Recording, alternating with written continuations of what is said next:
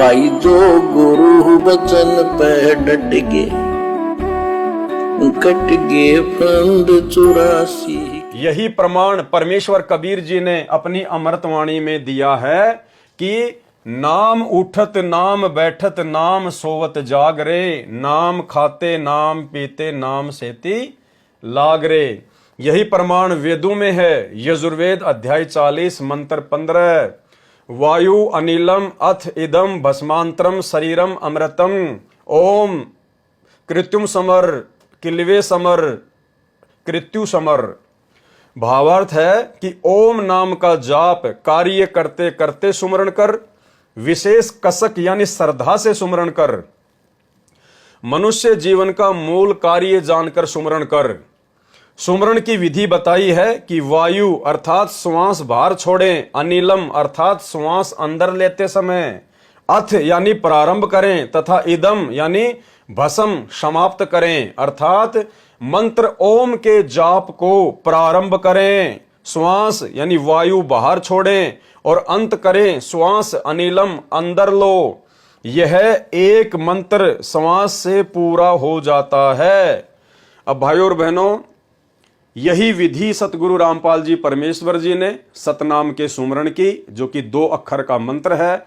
श्वास और ऊ श्वास के द्वारा सुमरण किया जाता है। गुरुदेव भगवान ने आप और हमारे को समझाई है और बताई है।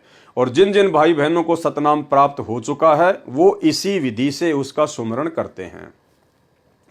अब बहुत सारे भगत भाई बहन ऐसे होते हैं जिनको सतनाम मिल गया, लेकिन बाद में वो भूल जाते हैं कि गुरुजी ने कैसे बताया था। और वर्तमान में सतलोक आश्रम मैनेजमेंट हरियाणा के द्वारा जो ऑनलाइन मोबाइल से, सीडी से, डीवीडी से जो सतनाम की दीक्षा दिलाई जाती है, तो बहुत सारे भगत भाई बहन उसको अच्छे से सुन नहीं पाते हैं। और हमारे पास भी बहुत सारे फोन आते हैं कि भगत जी मुझे प्रथम मंत्र के विषय में बताइए, मैं भूल गया, मैंने ऑनलाइन लिया था, मेरे समझ में नहीं आया। उसके बाद वो लोग ढंग से बताते नहीं हैं। या वैसे भी बहुत सारे जो भाई बहन हैं, जो बुजुर्ग हैं या जो अनपढ़ हैं, वो भूल जाते हैं कि हमने सतनाम का सुमरण कैसे करना है या प्रथम नाम का सुमरण हमने कैसे करना है। तो भाई और बहनों, वैसे तो ये विधि केवल सतगुरु रामपाल जी परमेश्वर जी ही आपको दोबारा से बता सकते हैं, या परमेश्वर ने अपने ही सत्संगों में इस सुमरण को कैसे करना है यदि आप भूल जाएं तो इसकी एक विधि बताई है। और क्या कहा गुरुदेव भगवान ने कि यदि आपको प्रथम नाम में भूल पड़ गई है, तो यदि आपके आसपास कोई ऐसा भगत है जिसने प्रथम नाम लिया हुआ है, तो आप उससे प्रार्थना कीजिएगा।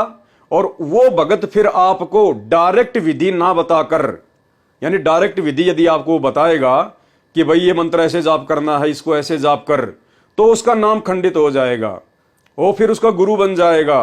तो परमेश्वर ने उसका एक तरीका बताया कि जिस भगत को प्रथम नाम प्राप्त है, तो वो भगत ये कहकर उस भगत को वो मंत्र जाप करके बोलकर सुना सकता है कि भाई मुझे तो गुरुजी ने नाम दीक्षा देते समय प्रथम मंत्र इस प्रकार से सुनाया था, और मैं प्रथम मंत्र प्राप्त करके गुरुजी के द्वारा बताई गई विधि अनुसार मैं तो इस प्रकार से प्रथम मंत्र का बोलकर जाप करता हूं।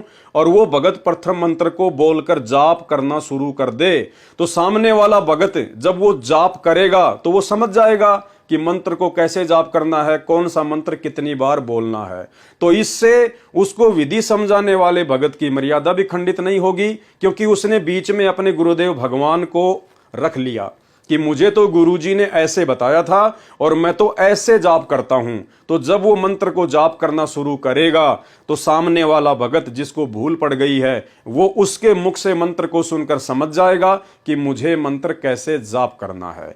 तो ये विधि सतगुरु रामपाल जी परमेश्वर जी ने आप और हम सबको बताई है, ये उनका आदेश भी है। यदि किसी भगत भाई बहन को भूल पड़ जाए और यदि आपसे कोई फोन पर या कैसे भी यदि आपसे वो विधि जानना चाहता है, तो फोन की तो दास आपको राय नहीं देगा, क्योंकि मोबाइल पर आजकल रिकॉर्डिंग हो जाती है, वो फिर वायरल हो जाती है। तो उससे उचित तरीका ये है कि आमने सामने होकर और आप जी पहले ये कन्फर्म कर लें कि सामने वाला भगत जो मुझे कह रहा है कि मुझे प्रथम नाम में भूल पड़ गई है या सतनाम में भूल पड़ गई है, तो पहले आप जी कन्फर्म कर लें कि उसको प्रथम नाम मिला है या नहीं, उसको सतनाम मिला है या नहीं, उसका नाम दीक्षा का फॉर्म आदि चेक कर लें। उसके बाद ही आपने अपने गुरुदेव भगवान के आदेश अनुसार गुरुदेव भगवान को बीच में रखकर उसको विधि बतानी है, समझानी है। तो छोटा सा ये सत्संग है सतगुरु रामपाल जी परमेश्वर जी का, ताकि आप किसी भी भगत भाई बहन को शंका ना हो कि भाई कहीं हम इस पवन दास के कहने पर किसी भगत को इस प्रकार से बता दें तो हमारी मर्यादा खंडित ना हो जाए। तो ये सतगुरु रामपाल जी परमेश्वर जी का स्वयं का आदेश है। आप जी एक बार उनके मुख कमल से सुन लीजिए कि कैसे आप किसी भगत को मंत्र जाप की विधि के विषय में बता सकते हैं। बोलो सतगुरुदेव की जय हो।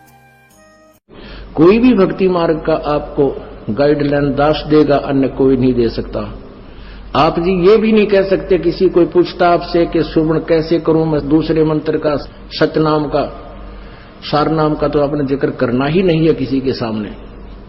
आप नहीं बता सकते उसको कि ये मंत्र बाहर छोड़िए अंदर ले, नहीं तो आप उसके गुरु हो जाओगे, आपका नाम खंड हो जाएगा।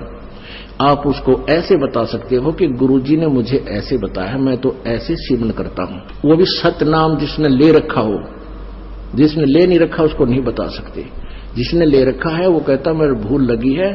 और वैसे तो हम यहाँ शुद्ध करा देते हैं, यहाँ भी आप पूछ सकते हो। वैसे भी जिसने उपदेश ले रखा है, दूसरे ने भी ले रखा, सतनाम दोनों ने ले रखा है, उसको ये नहीं कह सकते आपके ये पहला मंत्र ऐसे छोड़ दूसरा ऐसे ले, आपका नाम खंड हो जाएगा, क्योंकि आप उसके गुरु बन गए। आप उसको इतना कह सकते हो कि गुरुजी ने हमें ऐसे बताया है, ये मंत्र ऐसे छोड़ना है, ये ऐसे लेना है। वो समझ जाएगा दूसरा कि ऐसा मंत्र। बोलो सतगुरुदेव की जय हो। तो पुण्यात्माओं, इस भक्ति मार्ग का ये दास डॉक्टर है और कोई नहीं पृथ्वी पे, बाकी सब मरीज हैं। और मरीज के कहने से मरीज दवाई लेने लग गया, दोनों मरेंगे, क्योंकि वो तीनों मरेगा, उसने दवाई गलत खा ली, उसको ऑपरेशन होगा, क्योंकि परमात्मा उससे नाराज होगा। ये भक्ति का जो ट्रीटमेंट है ना, टेबलेट दास बताओ वैसे ही लेनी है आपने, अर्थात जैसे भक्ति दास के ऐसे करो। कबीर कलयुग आए कह किए बहुत जो मीत, जिन पांजा एक से ते सुख सोव न चीत। कबीर गुरु मर्याद न भक्तिपन, नहीं पिया का अधिकार, कह कबीर व्यभिचारणी का कहीं नहीं सत्कार। अब जैसे अभी आपको पता है कि वो दो निकम्मी आत्मा, एक ने कहा इसमें भगवान आता है। 10-20 भगत खराब हो गए थे, उनका पता लगा, उनको डांटा धमकाया निकम्मियों को कि तुम बर्बाद हो जाओगे, इसी ये दुष्ट करा कितने धक्के खानते आंडे। यहाँ पहले भी कबीर साहब की वाणी यही थी, गीता जी भी यही थी, वेद भी यही थे, किसी ने कह का भी नहीं पता था। इस दास से थोड़ा बहुत ज्ञान सुनकर पंसारी बनना चाहते हैं। हमने तो बड़े बड़े ढाणे हैं, ये दो कुतरू फेर पैदा होते हैं। कहते हैं संगत माए कुसंगत उपजा, जैसे बन में बांस, पागिस किस आग लगा दे करे बनखंड का भी नाश। ऐसे दुष्ट टाइप के इंसान होते हैं जो संगत में से कुसंगत उपजती है, जैसे वन के अंदर बांस उग जाता है। तो ऐसे कीड़ों से भी हमने सावधान रहना चाहिए। कोई भी भक्ति मार्ग का आपको गाइडलाइन दास देगा, अन्य कोई नहीं दे सकता। आप जी ये भी नहीं कह सकते, किसी कोई पूछता आपसे कि सुवर्ण कैसे करूं मैं, दूसरे मंत्र का, सतनाम का, सारनाम का तो आपने जिक्र करना ही नहीं है किसी के सामने। ठीक इसी प्रकार भाई और बहनों, यदि सतनाम मंत्र के विषय में किसी को भूल पड़ जाए तो अभी अभी आपने गुरुदेव के मुख कमल से इसी सत्संग में सुना कि प्रथम नाम और सतनाम तक हम बता सकते हैं। सतनाम के विषय में भी आप जी ठीक इसी प्रकार से अपने गुरुदेव भगवान को बीच में रखकर कि भाई जब मैंने अपने गुरुदेव भगवान से नाम दीक्षा ली थी सतनाम की, तो गुरुजी ने मुझे सतनाम मंत्र को जाप करने की ये विधि बताई थी और मैं तो इस विधि से मंत्र जाप करता हूं और मैं तो ये मंत्र बाहर छोड़ता हूं और ये मंत्र मैं अंदर लेता हूं। मैं शुरू कौन से मंत्र से करता हूं और खत्म कौन से मंत्र से करता हूं। तो ये थोड़ी सी विधि तो यहां पर सतगुरु रामपाल जी परमेश्वर जी ने भी आप और हमारे को जो है ये बताई हुई है कि जो ओम नाम का मंत्र है उससे हम सतनाम के जाप की शुरुआत करें। जब भी हम सतनाम मंत्र को जप करना शुरू करें तो शुरुआत केवल ओम मंत्र से करेंगे, श्वास को बाहर छोड़ते समय। और दूसरा जो मंत्र हमें गुरुदेव भगवान ने दिया है जो अक्षर पुरुष का है, उस मंत्र को हमने श्वास के साथ अंदर लेना है। और जब भी हम सतनाम के जाप का सुमरण करना छोड़ें, जैसे बीच में कोई काम याद आ गया या मोबाइल पे कोई फोन आ गया, यदि हमें सतनाम के जाप को बंद करना पड़ रहा है, तो शुरुआत तो परमात्मा ने बताया कि हमने ओम नाम के मंत्र के साथ करना है, और उसकी समाप्ति हमने जो अक्षर पुरुष का मंत्र है, जो दूसरा मंत्र है जो हम श्वास के साथ में अंदर लेते समय सुमरण करते हैं, उस दूसरे मंत्र के साथ में श्वास अंदर लेते समय हमने सतनाम के जाप को समाप्त करना है। ये विधि परमेश्वर जी ने सतनाम